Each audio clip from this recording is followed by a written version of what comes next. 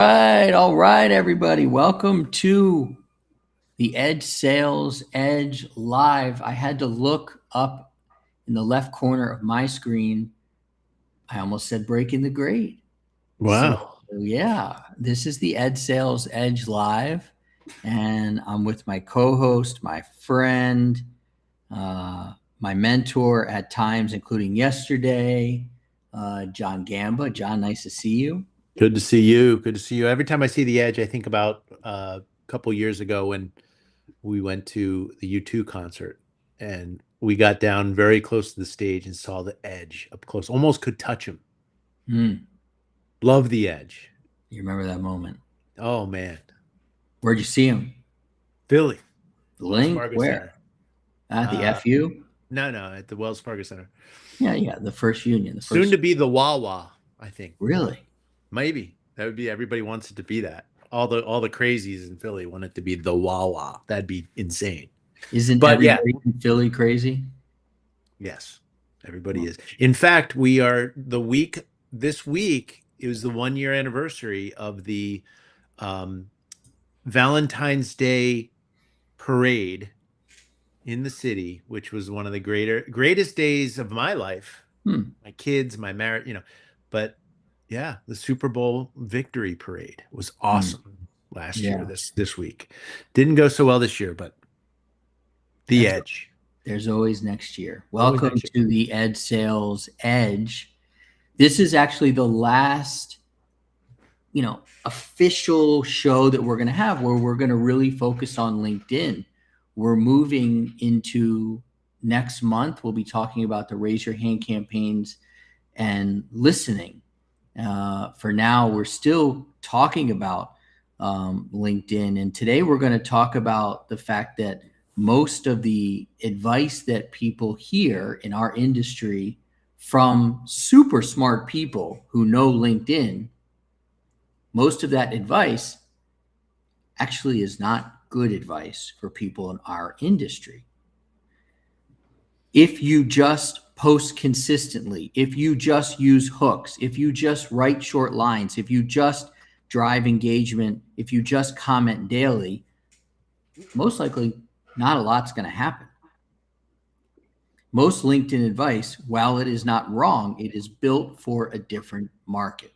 It's built for creators, consultants, CEOs, and coaches, and that advice works in a social market. We are in a trust market. You, John, I would not say are anti LinkedIn. You have come along when it comes to LinkedIn. When I frame it as LinkedIn is a trust market for our industry, does that bring you further along? Yeah, no, I've really come far along, and it's a lot of your coaching and your courageous conversations with you, Josh. And I'll just share coming into this episode, just come right out and say, we trusted LinkedIn for this year's Milken in a lot of ways. The Milken EBPC with LinkedIn ads, with some real earned media strategies, some really creative posts.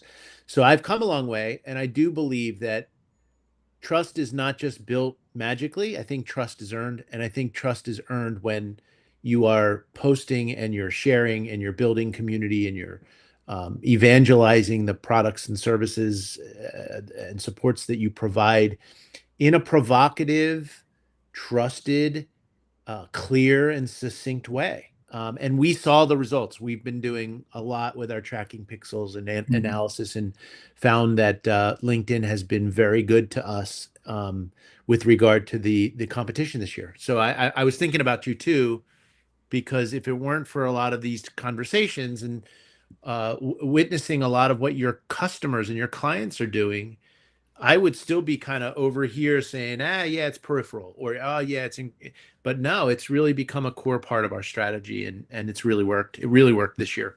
Awesome. Yeah, I would say that at this point, I probably meet 3 to 5 new potential clients a day. And over the last couple of weeks, at least half of them will say I applied to Milken. Met one today. His name is Chris Dew, who happens to be at IFE, Monterey Tech, with our Wow. friend Marisol. And I talked to him today, and he applied.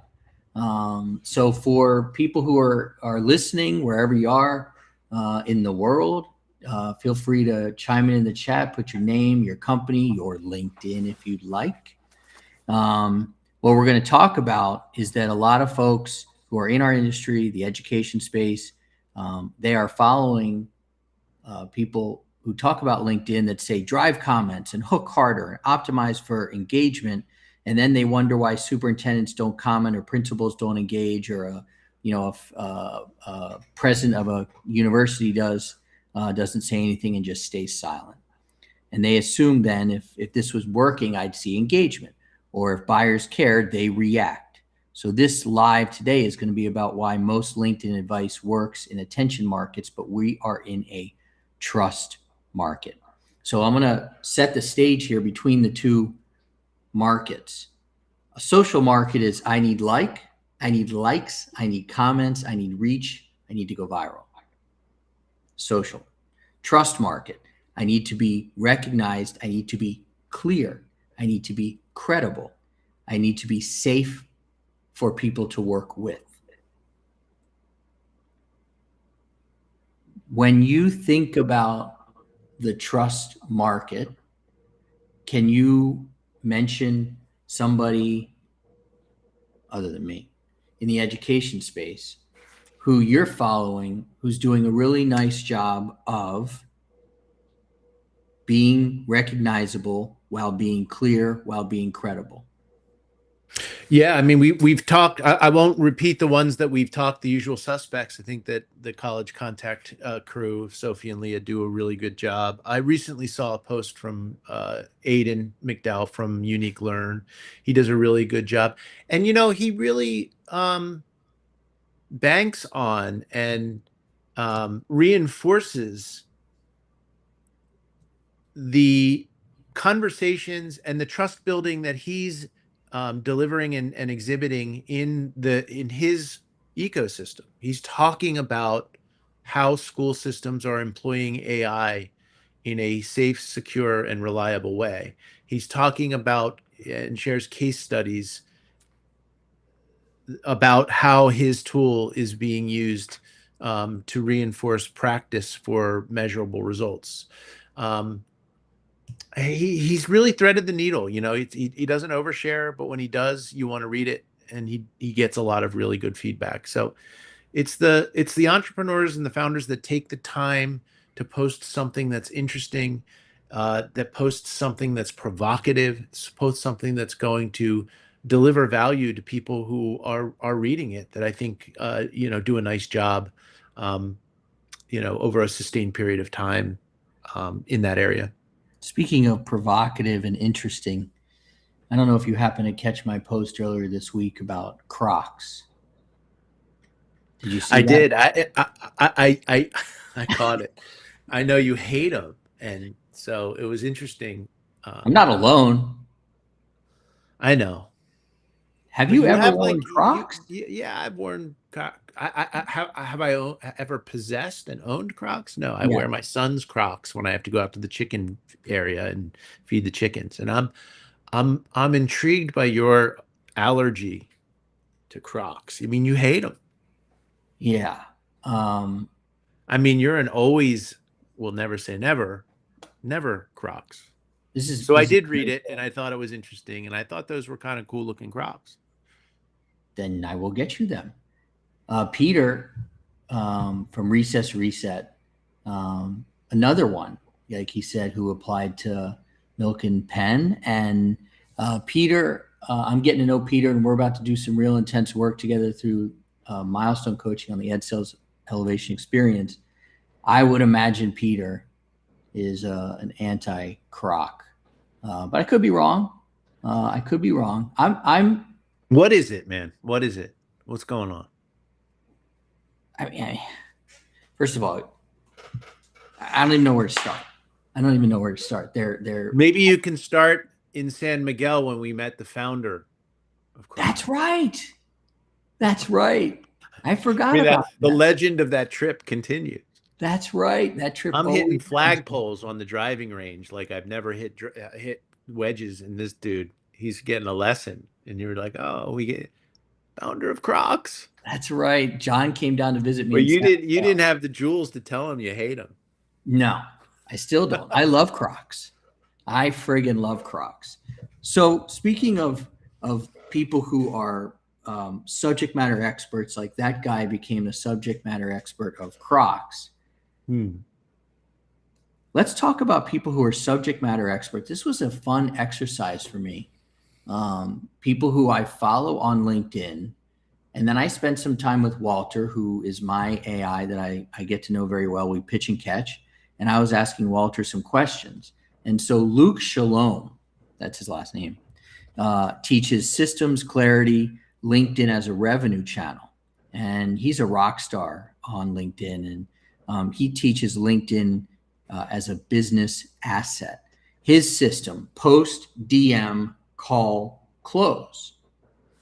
That works for Luke's clients. That does not work for my clients. In education, the system is show up, be recognizable, be consistent, be remembered.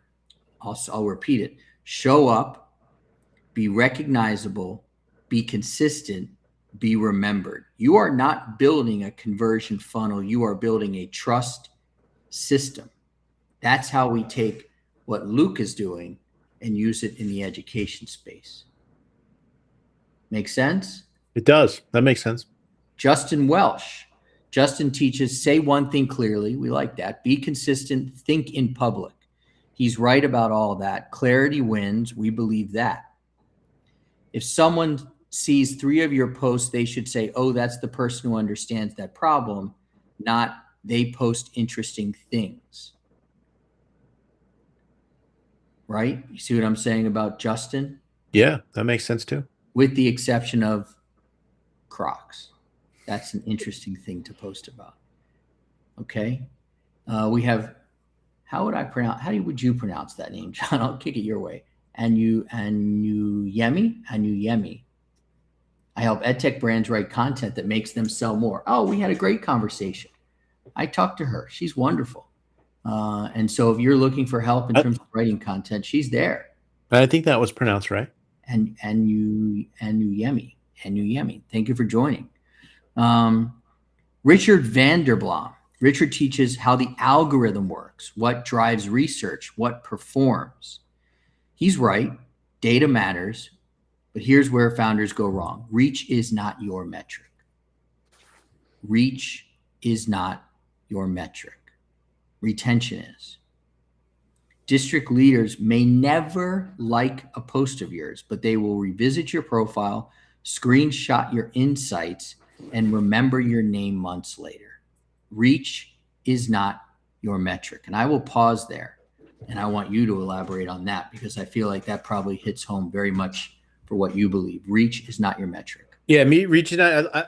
I'm with you there.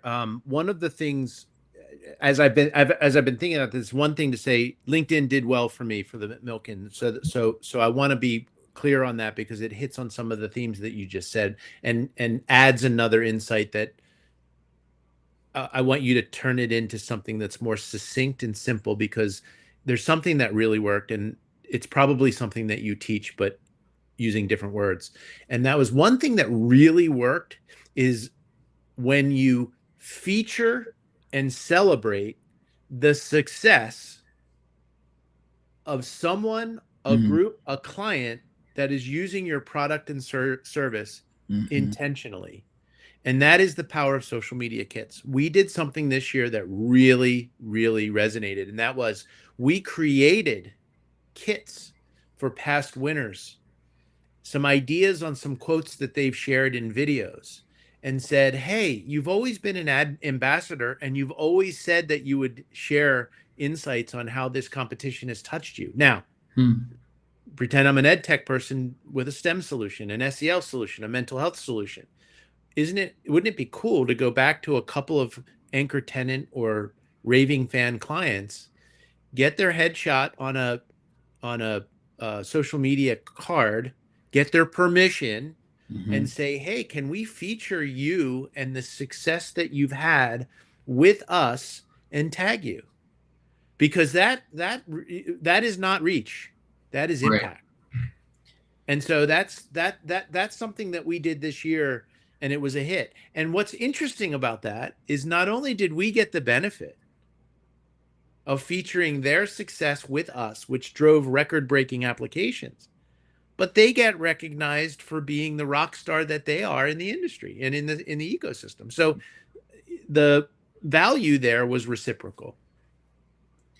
Was it hard? So, first of all, what's the difference between what you just described and a case study?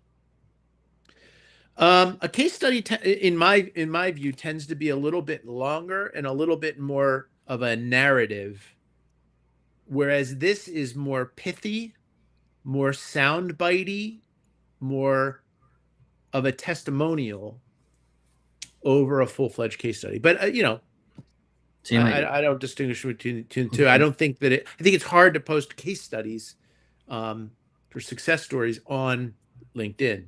Gotcha. Yeah, Daniel Priestley, I was just looking it up. He's a great person to follow. Daniel Priestley talks about this idea that people don't really buy from me.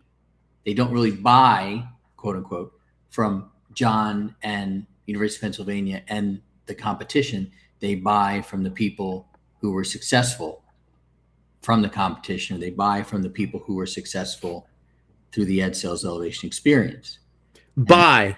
yeah, That's the in parentheses, right? totally. Yeah, Buying it, not necessarily purchasing anything.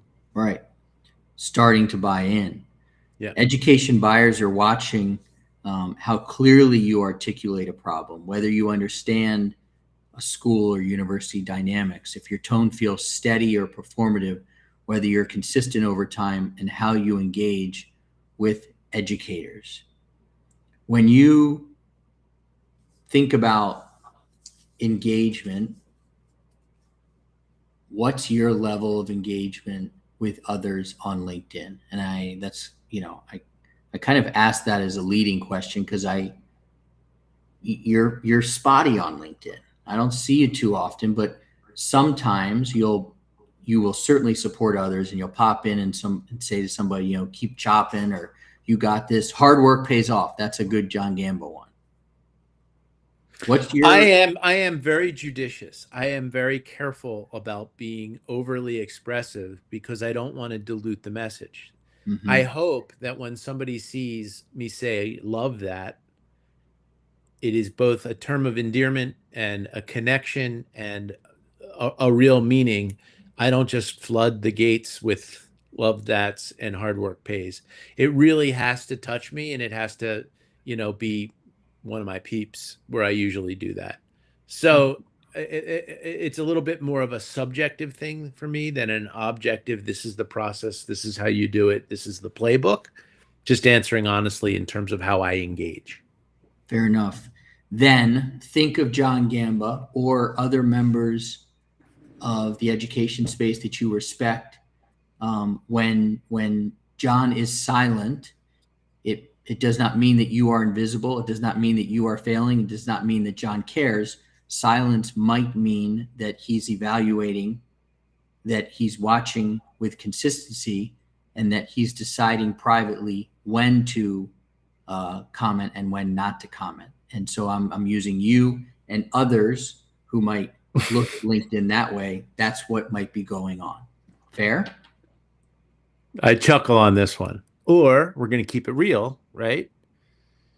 I could have just heard an administrator or a leader in my school, my university, who made a comment that, man, she's everywhere, posting everywhere. And I'm like, oh, I better not do that. So I get called out, and especially in these hyper political times, like people who are commenting on some of the things that are happening with the university and woke and DEI and equity. We have been told to be really careful about how we represent ourselves, how our voice needs to be a representation of ourselves and not of necessarily the university. And so I've been really careful about that. And sometimes not at my own doing. Sometimes I am taking the cue of other people who are suggesting that maybe that person over there is posting too much, um, not posting um, with intention and just kind of blasting out there. And so I've kind of implicitly taken some of those cues, and I'm very careful.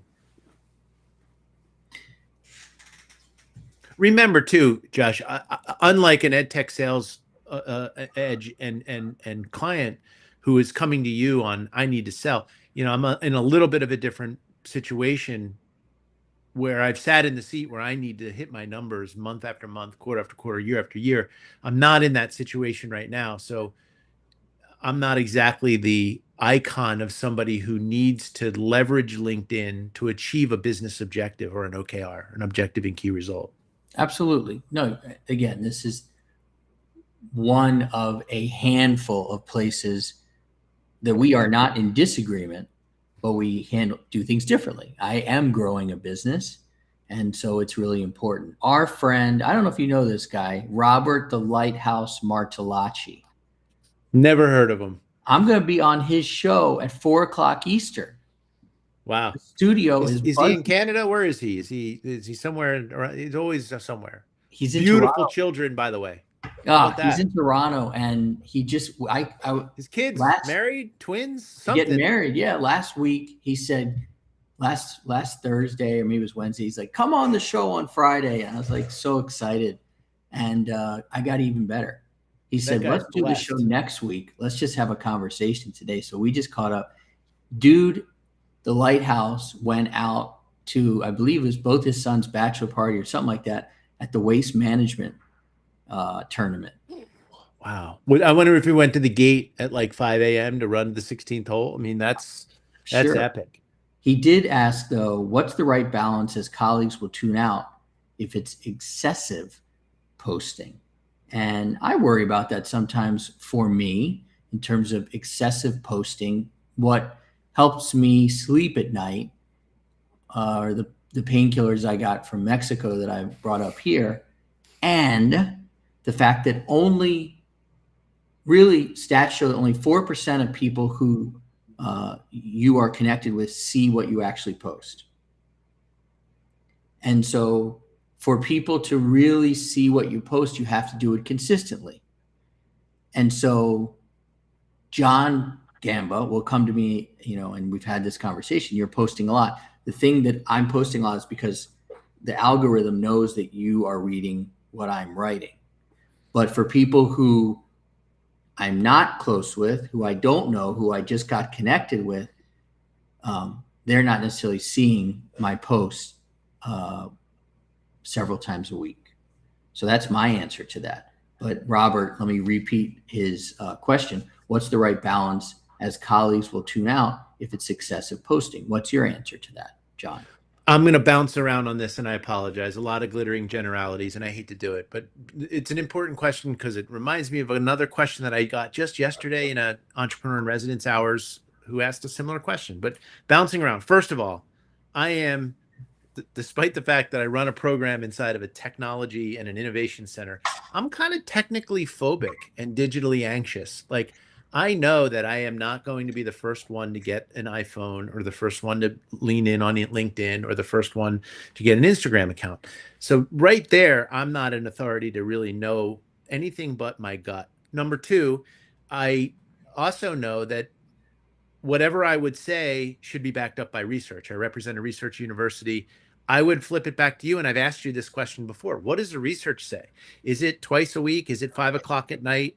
I also think that the question isn't so much, Robert, quantity of posts, but length of posts as well. Is brevity important? Is it, we live in this world where, I learned in doing a lot of work in the MOOCs, the massively open online course world, you can't have a video longer than 4 minutes or people tune out. What is the research saying now? Is it 3 lines? Is it 5 lines? Is it 9 lines? What's too long? So I'm sure there's research out there that can say for this business objective, this is too much. This is not enough. This is what has worked without there being probably any empirical evidence. That's the next one. But your question also prompted me to and reminded me of something bouncing around, reminded me of something that happened yesterday that I don't have the answer for, but I know you do. And maybe Robert might with the work that he does. And that is, when is atting someone appropriate, Mm, inappropriate, mm, should be permission based? I can tell you, sometimes I'm honored, sometimes I'm really annoyed when yeah, somebody throws an at who I don't really know just to get on my yeah. page. I I talked about this. Sorry, Robert, if that didn't answer the question directly, but I'm going to address what Robert said here, but I'll answer you. I really have a feeling about this, and my wife would say, "Wonder sometimes, Bettina, my wife, do I have emotions on things?" I tend to stay pretty steady. This one, I'm pretty fired up about. Um, I do not like it when people I don't know will add me to the bottom of a post, and we just talked about this in 3E13, our 13th cohort we met today. I think adding, if I don't know somebody and they add my name, no dice. No, thank you. If Jolene Levine, a friend of our show, a friend of us, friend of ours, friend of Robert, adds my name, I appreciate it because it's going to draw attention to a post that I would really want to learn about and support. Now, sometimes I also think it could be appropriate, especially if you know the person, if you're writing on a topic that they know, to give them a nice softball in the comments. If it was on Canadian Ed Tech, and in the comments you might say, at Robert, what do you think about this particular topic? Then you're giving totally, a softball, absolutely. and that's nice. But treading on your name, especially if they don't know you, that I do not think that is cool. Wait, but it gets gray because your Jolene example, and I totally agree. I am very interested in what Jolene has to say, times hundreds of my followers and my community and my social media. Where it gets gray though is, and I don't mean literally specifically Jolene. I love Jolene, I really do. But what happens when it's a topic that Jolene is posting about that just today, one of five I may not be interested in, but I get added at id because she just wants, she has a business interest to get eyeballs, and I'm included. That's where I get a little gray. And I don't mean literally Jolene, she never does this, but people, right? Yeah. On one hand, I'm like, that's a friend, and I get it. On the other hand, I don't want to cross any lines, and I never do that. Never. I think it's that. Do you know what I'm framing? Because I don't even know. Yeah. 100%, man. And this is something that I teach around week 3 of the Ed Sales Elevation Experience. Again, we talked about it today because you're building your own credibility, and it matters what you stand for and who you stand with in this space. But you can't just pull somebody in to show that you are standing with them without asking them. I agree. And it's something that Jolene knows she can add our names, and we're like, cool, because I want to see what she's doing. Then people who shouldn't add you, who do, they know that what they're doing is potentially not right. And I think the word that I think about is robot and robotic. That's another thing. I think that I have a blanket at with Jolene. She can do it every time because we have that type of relationship, and I have that relationship with a lot of colleagues. You can at me at any time. But sometimes she doesn't, and that's a signal that she's not just robotically trying to get eyeballs all the time. And I respect that. I think that you've got to be judicious, you've got to be discerning, you've got to be thinking it through and not have it be playbooky. And I'm Totally. just going to do this to grab as much as I possibly can. I hope that I mean, if we're all being honest here, I'm very judicious with Yeah, you are. you, and I know that at one point you and I had a conversation about it. We're friends. We can talk about those things. And so I'm very judicious. Robert said here, maybe somewhere between Josh and John is the right balance. And that could be true, unless we're drinking tequila, and then probably you want to go the opposite direction, which brings me to an interesting point as we No, wrap but up. that's right about Robert. I think I also want to say that I don't think there was a disagreement with you. I think there is points to be made about we have business objectives, we have blanket ats, we have trust building that's important. I think the word judicious is important, and I think we would both violently agree with all of that. We're very violent people. Yes. All of our friends would say that. So let's wrap up here and talk about the road ahead. So I have an idea for you Tell me. that I saved, even though you and I have been relatively in very close communication over the last couple of days. Um, so we're going to South by Southwest EDU, and John is going to talk about the talk that he's going to give. We are going to co-host together, and John can talk more about that, how it's coming together. A meetup, and this meetup we did last year was really successful. We brought in a professional kind of party organizer, Moby Hyatt, who's going to be coming back. So we're getting the band back together. And John, so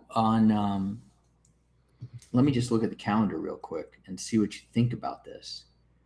So we will be at At the South by Mox, at the Southwest Moxie. Moxie from we'll leave on the 13th, which is a Friday, and then I have to be in San Miguel on the 16th. So I was thinking, and anybody else is welcome to join us. I was thinking we fly from Austin to Mexico City, and on the 14th, Cruz Azul is playing Pumas, and we go to a soccer game, and then you can fly back to Philly on the 15th from Mexico City. More than welcome to come to San Miguel. So I'd like to put that out there, and I'm going to put some public pressure on you to say, why can't we fly from Austin to Houston probably? Well, he's dangling me out, Alvin. He'll be back. But yeah, that sounds good. Oh, did you was that like a I've never had that happen. Although I heard you say he's dangling me out, and I thought, whoa, that's weird. But you did. You dangled me out there with this ask about Mexico City where I've probably flown through it, haven't been there. Let me think about that. I'm going to put some public I pressure got on some you. childcare challenges there, but we'll figure that one out. Got I'm spring break hoping for my boy I knew the Ben. lighthouse would be in. Yeah, for sure. Okay. So Mexico now City football. everybody You, in Josh Jernicoff. Mexico at IFE, Marisol, everybody we know in Mexico, if you wouldn't Ed mind Sales at Edge John paying for Gamba, it. Ed Sales Edge paying for it. It's everybody awesome. can write posts linking at John Gamba in Do it. Do LinkedIn. it. Do it. So that could be our plan. But John, why don't you talk about your talk that you're giving at South by Southwest and the meetup? Yeah, March 12th. I think it's around lunchtime and the afternoon. I'm giving a TED talk on EdTech product development in the age of AI. We'll talk about the market right now and the climate for EdTech investments and what early stage EdTech entrepreneurs and founders need to do to put their best foot forward in front of investors and in some cases in front of customers. We'll talk generally about that. We'll talk a little bit about the work we do at Catalyst to Penn GSE to advance or harness research to advance practice in education innovation. And we'll talk about our partnership with Digital Promise right now, which is very exciting, which is a partnership to fund AI for the public good and AI infrastructure and data sets, models, benchmarks that will advance education in ways that will transform the way we think about formative assessment, how we track the progress of students, how we intervene with students who need support, and how we measure the impact of how we're tracking and reporting that impact. So that'll all happen earlier on in the day, and then we'll do our meetup, Moby, and we will gather hopefully more than 50 founders in a room, and we will have communion with them, not literally, although it will be Lent still, I think. And we will talk education innovation. We will talk education impact. We will talk lead generation, sales, marketing, distribution, standing out. A lot of the themes and subjects we talk about here on the Ed Sales Edge. And we'll also talk about AI and how that's transforming education. We'll talk about AI literacy. We'll talk about AI empowered solutions, and we'll talk about AI for public good, which is really becoming something that's near and dear to my heart in the work that I'm doing here at Catalyst at Penn GSE. Cool. And then that'll be the 12th. So I think John's talk is at noon. 12 or 12:30, yeah. Noon. I'm pretty sure noon. And then we'll have the meetup around 2:30. And then what we'll all just do is we'll get on a bus, beautiful bus. I heard they have beautiful buses that go between Austin and Houston. We'll all get on a beautiful bus. We'll drink some tequila. We'll find our way to the Houston airport. We'll get on a plane and we'll make our way to Mexico City. So that is the road ahead. There's no flights, Austin to Mexico City? Probably not. I haven't checked. Probably not. But just so you know, I'll keep it real. I've been talking to John really for the last 2 days about different things, and I kept this close because I wanted to ask the question publicly. Can I wear my Crocs to Mexico City? You're out. You are out. You know that if you wore those shoes on the San Miguel, you would fall over. They're not even shoes. I'm not even going to call them shoes. But thank you for joining today, everybody. Thank you, Josh. Some great conversation. Robert, I'll see you at 4:00 Eastern. John, thanks for joining today. We'll see you in a couple of weeks live on the show. Robert, mazel tov with your sons. Fantastic, right? John tossing out the mazel tov. Way to go. Tossing out the mazel tov to Martellacci. That's the best. During Lent. Mazel tov Martellacci. All right, guys. Have a great one. Thank you for joining. We